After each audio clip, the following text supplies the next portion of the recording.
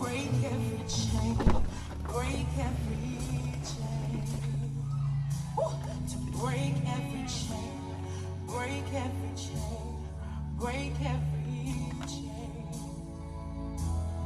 There is power, come on, in the name of Jesus. Come on, you declare it. There is power. Oh, in the name.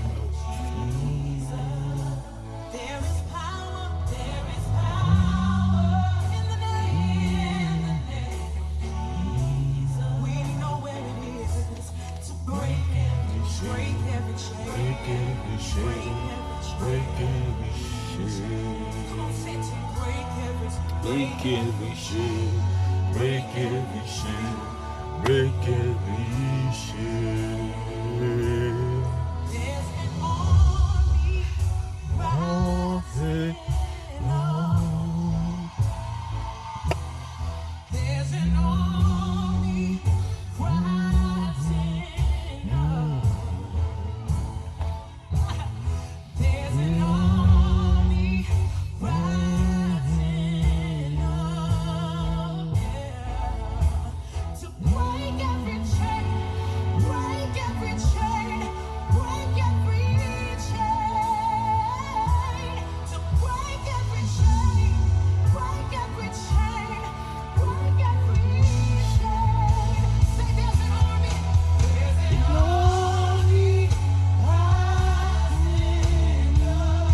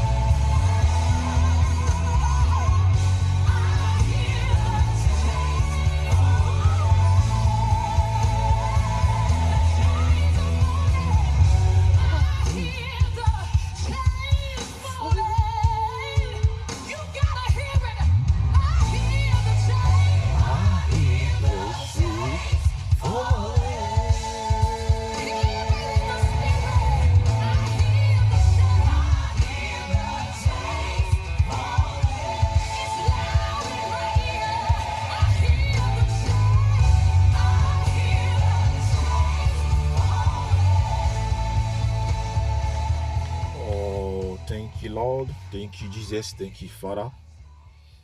Glory be your name. I thank you, Father, for everything that you will be doing in my life. Thank you for where you brought me so far. I want to glorify your name. I want to give praise to your name because you are Lord, because you are greater than everything. May your name be blessed. Thank you, Jesus. Frères et sœurs, je bénissais comme ça le nom de mon Dieu, de l'Éternel, du Dieu Tout-Puissant, Créateur de toutes choses. Nous devons nous rendre grâce à Dieu, Créateur de toutes choses, pour tout ce qu'il fait pour nous. Il est merveilleux et il est digne de louange. Frères et sœurs, je n'arrêterai pas de vous dire de vous éloigner du péché. Frères et sœurs, je n'arrêterai pas de vous dire de vous éloigner du péché. Car la Bible déclare que le salaire du péché, c'est la mort. Le péché n'honore pas Dieu. Le péché n'honore vraiment pas Dieu.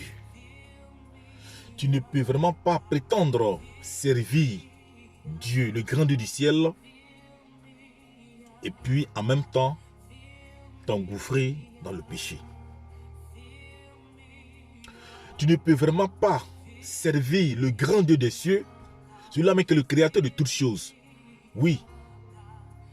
Oh, celui-là même qui a conduit le peuple d'Israël jusqu'à la terre promise. Tu ne peux pas vouloir le servir et en même temps être embourbé dans le péché. Tu ne peux vraiment pas servir ce grand Dieu d'Israël. Celui-là même qui a conduit et a sorti le peuple d'Israël de l'Égypte au travers son serviteur Moïse. Tu ne peux pas le prétendre le servir et puis continuer toujours dans le péché. Frères et sœurs, ce matin, je me réjouis du fait que aujourd'hui j'ai encore un message de la part de mon Créateur pour toi. Je me réjouis ce matin du fait que j'ai encore un message de mon Créateur pour toi. Et je pense que si tu donnes foi à ce message-là, elle va beaucoup t'édifier. Du moins, il va beaucoup t'édifier et te permettre de voir la gloire de Dieu dans ta vie. Parce que quiconque pêche s'éloigne de la gloire de Dieu. Frères et sœurs, tu as décidé d'adorer ce grand Dieu du ciel. Alors, il y a certaines pratiques dans lesquelles tu te trouves et que tu dois sortir. Tu as décidé d'adorer ce grand Dieu des cieux qui a conduit Abraham, qui a conduit Noé, qui a conduit Moïse. Si tu as décidé de l'adorer, je pense que il y a certaines choses que tu dois abandonner afin de voir véritablement sa gloire dans ta vie. Aujourd'hui, je vais faire allusion à un péché. Oui, bien évidemment, à un péché qui aujourd'hui fait, qui aujourd'hui entraîne beaucoup de personnes dans la perdition. C'est bien évidemment le péché du sexe. Le péché du sexe qui aujourd'hui conduit les hommes et femmes à commettre ce qu'on appelle l'adultère.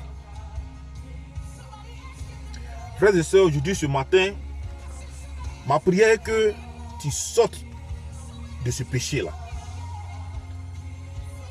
Parce que si tu continues dans ce péché-là, que tu meurs, c'est inévitable. Tu vas directement en enfer.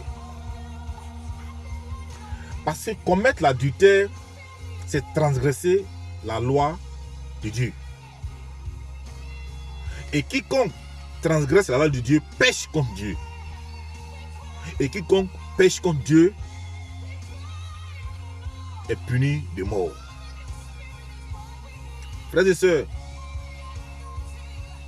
la Bible déclare dans le livre de Lévitique 20, verset 10, que quiconque commet l'adultère avec un homme marié, si quelqu'un commet l'adultère avec une femme mariée, ils sont tous deux punis de mort. Le châtiment réservé à quiconque pratique l'adultère, c'est la mort. Frères et sœurs, tu te dis peut-être que il y a longtemps tu es dedans que tu n'es pas encore mort. Mais je vais te dire ce matin que tu es mort d'une première mort. Que tu es mort d'une première mort, qui est la mort spirituelle. Spirituellement, tu es mort. Il te reste aujourd'hui la mort physique.